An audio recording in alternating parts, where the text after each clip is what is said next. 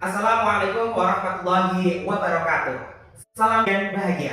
Halo, Bapak, Ibu guru, peserta Jambore GTK hebat dimanapun Anda berada. Perkenalkan, nama saya Rizky Bagus Sujamo. Saya mengajar di SD Negeri Kedawung 01 Kroya. SD Negeri Kedawung 01 terletak di Desa Kedawung, Kecamatan Kroya, Kabupaten Cilacap, dengan jumlah peserta didik sebanyak 148 orang yang terdiri dalam 6 rombongan belajar. Sejak tahun ajaran 2022-2023, sekolah ini telah mengimplementasikan kurikulum Merdeka yang mencakup 3 jenis asesmen: asesmen awal pembelajaran atau asesmen diagnostik untuk mengetahui kemampuan awal siswa, asesmen formatif yang dilakukan selama proses pembelajaran untuk mengevaluasi perkembangan pengetahuan siswa, dan asesmen sumatif untuk menilai hasil belajar siswa setelah mencapai tujuan tertentu. Dalam proses pembelajaran, guru secara aktif melakukan asesmen formatif untuk memantau dan memperbaiki pemahaman siswa terhadap materi yang diajarkan. Dengan pendekatan ini, SD Negeri Kedawung 01 berkomitmen untuk meningkatkan kualitas pendidikan dan mempersiapkan siswa menghadapi tantangan di masa depan. Adapun judul praktek baik yang sudah saya lakukan adalah asesmen formatif dengan metode diskusi dan presentasi kelompok pada pembelajaran bahasa Indonesia materi poster. Dalam asesmen formatif, saya menggunakan metode diskusi dan presentasi. Metode diskusi dan presentasi merupakan dua strategi pembelajaran yang sangat efektif untuk meningkatkan keterlibatan dan prestasi akademik siswa. Diskusi bertujuan untuk membantu siswa memecahkan masalah, menjawab pertanyaan, memahami konsep, serta membuat keputusan. Prosesnya melibatkan interaksi verbal antara siswa dan guru sebagai pengarah atau pemimpin grup-grup diskusi. Keunggulan utama diskusi termasuk partisipasi aktif yang memfasilitasi setiap individu maupun kelompok untuk terlibat sepenuhnya, ekspresi pendapat yang memberi peluang pada semua siswa untuk menyampaikan opini mereka, serta interaksi ilmiah yang mendorong komunikasi jelas dan spontan di kalangan peserta.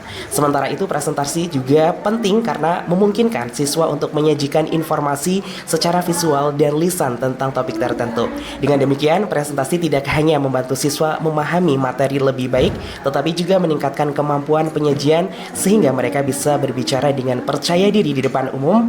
Dan tentu kedua metode ini bersinergi untuk menciptakan lingkungan belajar dinamis yang stimulatif dan bermanfaat bagi perkembangan intelektual serta sosial para siswa. Salah satu prinsip pembelajaran dalam kurikulum Merdeka yaitu pembelajaran yang dirancang dengan mempertimbangkan perkembangan dan tingkat pencapaian peserta didik saat ini. Asesmen dalam implementasi kurikulum Merdeka memiliki peran yang sangat penting dalam meningkatkan kualitas pendidikan dan mendukung proses belajar mengajar yang lebih efektif, menarik, serta inovatif. Dengan melihat prinsip asesmen pembelajaran, kondisi berbeda di kelas yang saya ampu, yaitu siswa dan siswi kelas 6 SD Negeri Kedawung 01 Kroya dengan jumlah siswa 21 orang. Kelas yang memiliki keberagaman karakteristik serta kebutuhan belajar yang berbeda, ternyata dalam penerapan asesmen formatif dalam hal ini, saya belum memperhatikan minat serta kebutuhan belajar murid. Sehingga dalam pembelajaran kurang menarik, serta terjadi rendahnya motivasi dan minat belajar murid yang berdampak pada hasil belajar murid yang menjadi rendah. Selain hasil belajar yang rendah berdasarkan wawancara secara langsung, pada siswa kelas 6, pembelajaran yang tidak interaktif dan tidak melibatkan murid secara langsung dalam proses belajar sangat berpengaruh pada motivasi belajar mereka.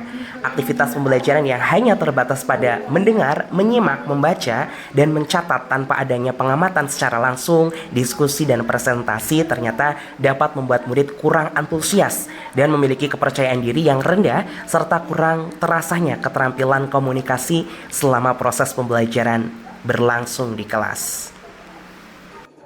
Ada beberapa alasan mengapa praktik baik ini penting untuk diterapkan. Yang pertama, karena bisa menjadi solusi terbaik terhadap permasalahan rendahnya motivasi belajar, kurangnya kepercayaan diri, rendahnya keterampilan berkomunikasi, serta hasil belajar yang rendah pada murid.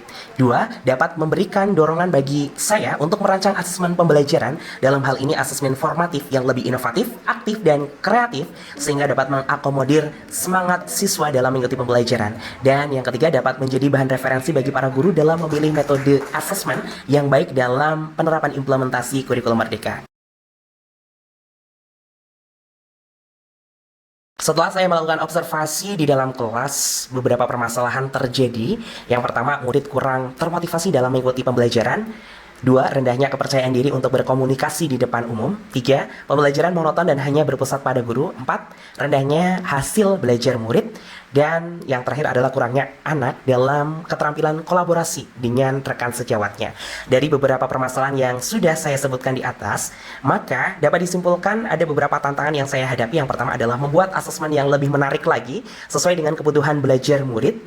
Yang kedua, menggunakan metode diskusi dan presentasi untuk melatih komunikasi serta kepercayaan diri murid selama proses pembelajaran, sehingga akan tercipta kelas yang aktif dan interaktif.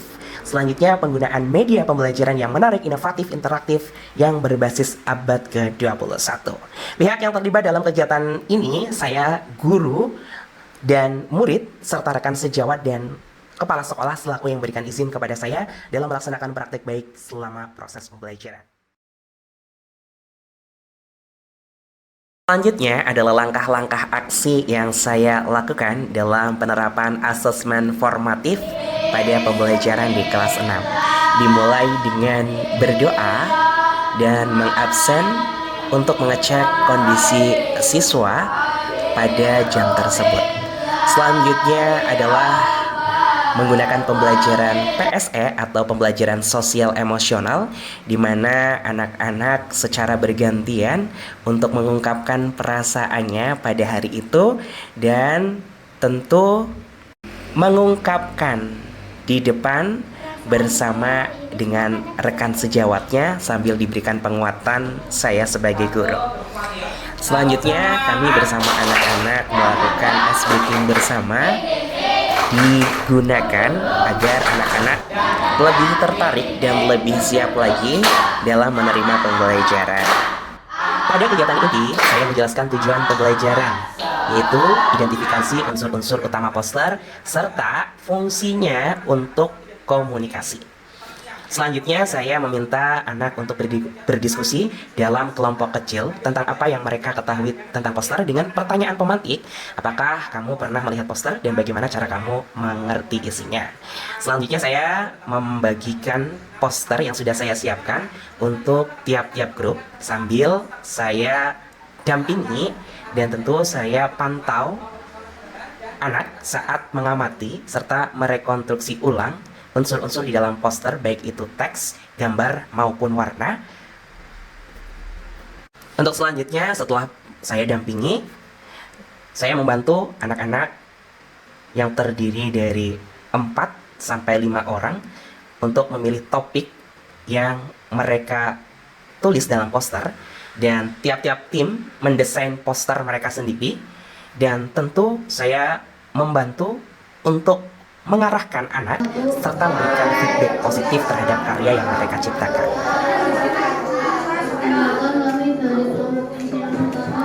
Selanjutnya, setelah anak-anak berdiskusi terkait dengan pembuatan poster, setiap tim mempresentasikan hasil kerja di depan kelas, terutama mereka menjelaskan unsur utama poster serta maknanya, dan ditanggapi oleh kelompok lain. Selanjutnya, saya memberikan apresiasi dan memberikan penguatan positif terhadap karya anak yang telah dipresentasikan serta diskusi-diskusi tanya-jawab yang terjadi antar kelompok. Hasil dari kegiatan diskusi sangat memuaskan, yang mana dari refleksi anak, mereka sangat senang karena mereka terlibat secara aktif dalam proses pembelajaran. Mereka juga sangat senang karena bisa melatih diri untuk percaya diri, terutama dalam hal komunikasi. Mereka juga senang bekerja sama, berdiskusi, bertanya jawab, sehingga mereka lebih memperkuat kembali minat dan bakatnya untuk melatih kepercayaan diri. Bapak Ibu Guru peserta Jambore GTK Hebat, demikianlah praktik baik yang saya laksanakan terkait dengan asesmen formatif. Terima kasih atas segala perhatian. Salam dan bahagia. Wassalamualaikum warahmatullahi wabarakatuh. Assalamualaikum warahmatullahi wabarakatuh. Perkenalkan, nama saya Agi. Hari ini perasaan saya senang karena bisa belajar tentang monster dan bisa mempresentasikan monster dan melatih kepercayaan diri.